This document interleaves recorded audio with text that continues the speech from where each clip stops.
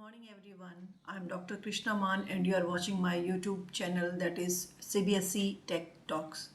In today's video, I will be explaining you the logic for sum and average of natural numbers. So first of all, we should know what exactly are natural numbers. When we talk about natural numbers are all the positive integers. It means like number 1, 2, 3, 4, 5, 6, 7. All these are natural numbers. Now you have been handling with the natural numbers from your childhood. So let's take an example, as the question or the program is to find out the sum and average of natural number. Suppose you want to find out sum and average of n natural numbers. So first of all, you should know the value of n. What is the value of n? Now after that, we want to add, to find out the sum, we want to add all the natural numbers and then we want to add them.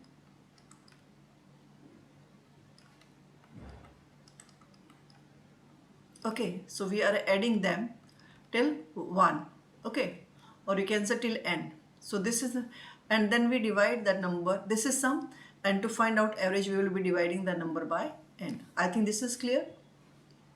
Now in a real life, we know that we know counting 1, 2, 3, 4, 5. This way we know.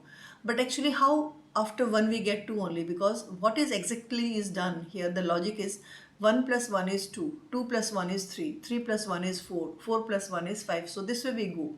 So in this case, if we have to display first n natural numbers, so we should have the value of for loop for I in range 1 comma n plus 1 comma 1. I think this is clear why I have used three terms here.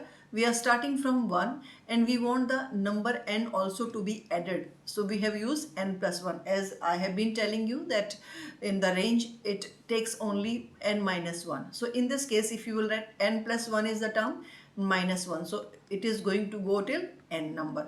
And to get the next value of I, we have to increment by 1. Now this 1 is by default. If you are not writing this, you can say the parameter in the function, then also it increase by 1.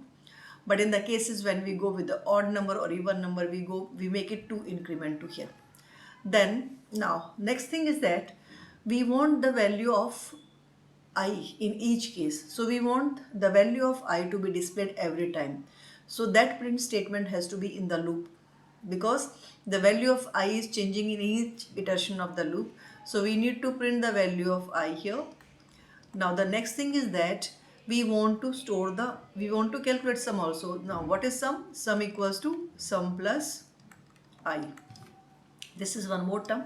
Now as we are adding the value of I, so and we want the previous value to be in the next iteration. It means like 1 plus 1 is 2. Then we want 2 plus 1 is 3. So we want the previous value of sum also to be taken. So we have to initialize the value of sum before for loop as 0.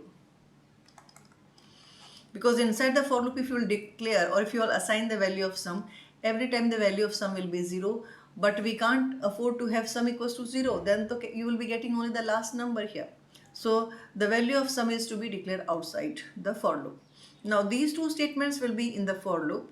One is to print the value of I, that is the natural numbers it will display. And then we want to add up the value or previous value of sum with the new iteration value of I, that is 1. So the initial value of sum is 0, so 0 plus 1 first time. When the for loop will execute second time, the value of I will become 2. So the previous value of sum is what? 1. So 1 plus 2 is 3. I will show you for 5 numbers. And okay, let's take an example. Initial value of sum is 0. Now when the loop will execute, let the number of value of n be 5. It will be easy for 5 numbers only, then you can go for n number of. Now inside the loop, the value of I is what? 1. The previous value of sum is 0. 0 plus 1 is what? 1. Now the value of I will become 1 because 2, because we are incrementing by 1. So 1 plus 1 is 2. Now the value of I is 2. So the new value of sum will be the previous value of sum plus the value of I. The value of I is what? This time it is 2. So it will become 3. Now next time the value of I will increment by 1. So 2 plus 1 is 3. So inside the loop, again the value of sum will be the previous value of sum, that is 3, and the value of I. The value of I is also 3. So it is going to give you 6. Now the value of I has become 4. So the value of sum will be what? 6, previous value of sum plus 4. It is going to give you 10. Then the value of I will become 5. So the previous value of sum is 10 plus 5 equals to 15, and hereafter the value of I will become 6. So it will come out, the control will come out from loop, because it has reached to the you can say the range, or upper range has been reached now. So we are displaying the value of I also, and we have calculated also. Now the value of sum need to be printed outside. We don't want the value this way. We don't want 1, 3, 6, 10 and 15 are not required. We are worried about only 15. We want only 15 to be displayed. So the value of sum to be displayed what? Outside. Now after that, we want to find out average. Now average is what? The number of terms upon the total number of terms, or you can say sum of terms upon the number of terms. So here the number of numbers, how many numbers have we had? 1, 2, 3, 4, 5.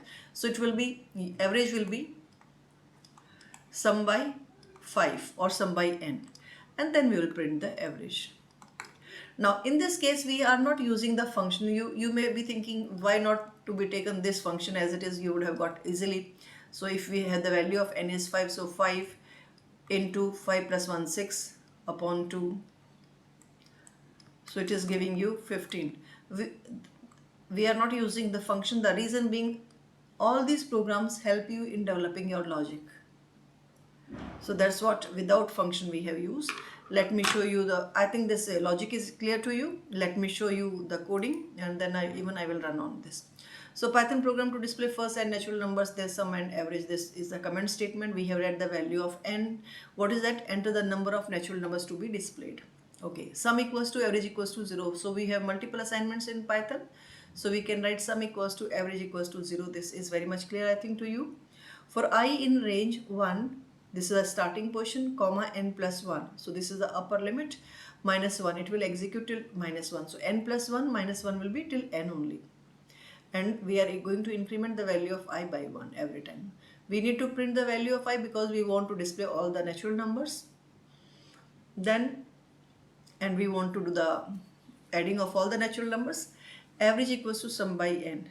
Now, please pay attention. This is one new, you can say, variation in the function f. So I have used one word. If you see here, if you're a keen observer, inside the print f is used. Now what exactly is f? F is a string, f string. These are the Python format strings that were introduced with Python 3.6. If you are having 3.6 Python or above that, then only it can execute in your, otherwise it may give you error message. And this is used for formatting the strings. Now what is there in this case to make you understand in the layman language? You have used some curly brackets here. I have used sum as a curly in the curly bracket, and I have used n in the curly bracket. So this f function, or this f word, which is, or alphabet, which is used in the print command, is going to get the value of these variables from the above code and display the value of n and sum. Or if you talk in the computer language, f string is a string literal that is predefined with either capital F or small f. These strings may contain replacement fields. So these are replacement fields which are expressed delimited by curly brackets. So they are always put in the curly brackets, and the value of these variables will be taken from the above. Like I have been using the print command, I was putting quotes and then putting comma, then again without comma, without quotes the variable. So instead of going with all this, you can straight away write f in the beginning of the string and put the variable whose value need to be displayed in the curly braces. Same goes with the average also. Let's run first, and then I will explain you without f also, and then you will realize which one is easier, which you feel comfortable, you can go with that.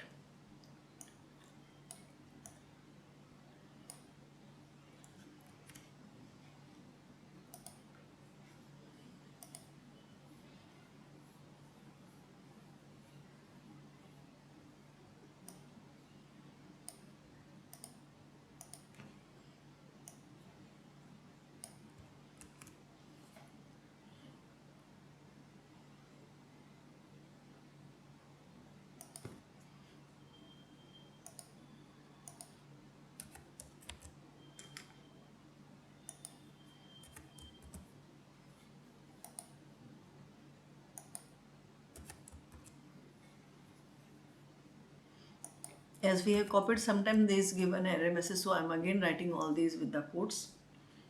Okay, let's run it.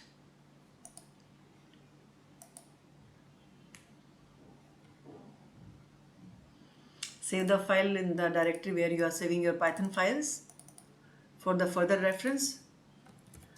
Mine is some average. Okay, so it is giving an inconsistent use of tab and space. Okay, now the spacing which need to be, it has to be in the proper indentation is required. So that's what, as we have copied from other, you can say package, that's what it is giving. So enter the number of natural numbers to be displayed. So we know 10, so let's 10, easy. So let's 10. So all 10 have come in different lines, and then we have got sum of first 10 natural number is 55. Average of first 10 natural numbers is 5.5. I think that is clear. What is the use of f? I will be showing you without using f also.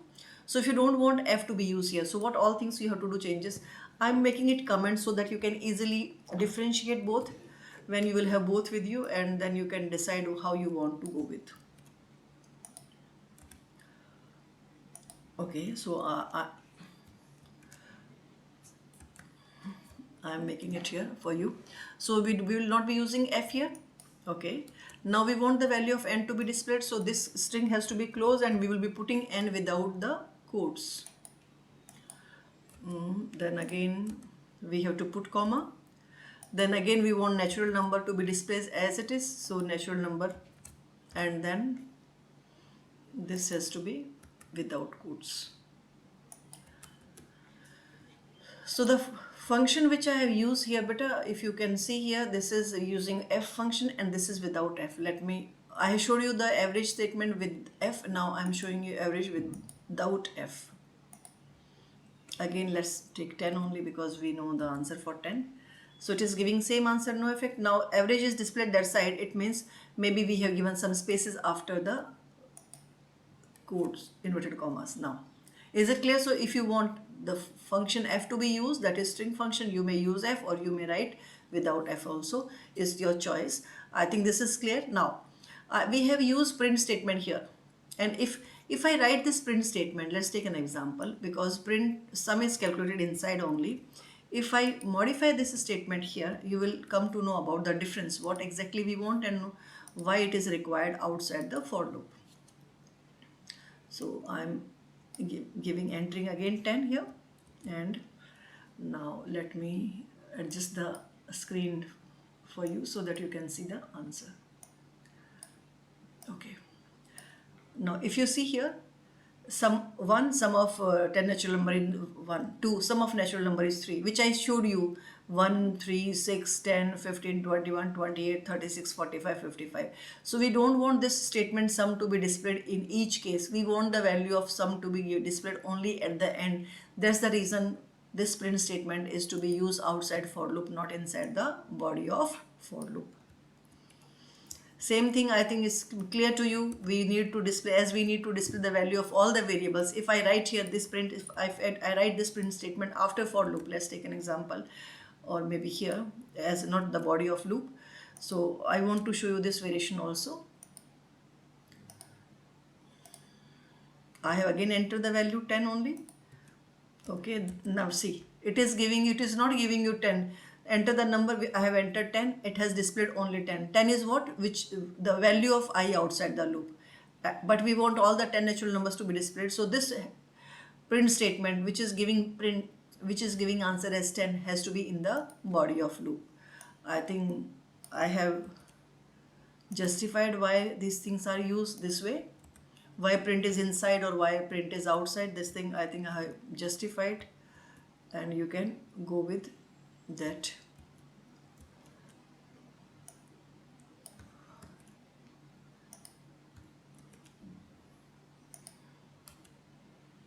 Okay, so that's all from my end.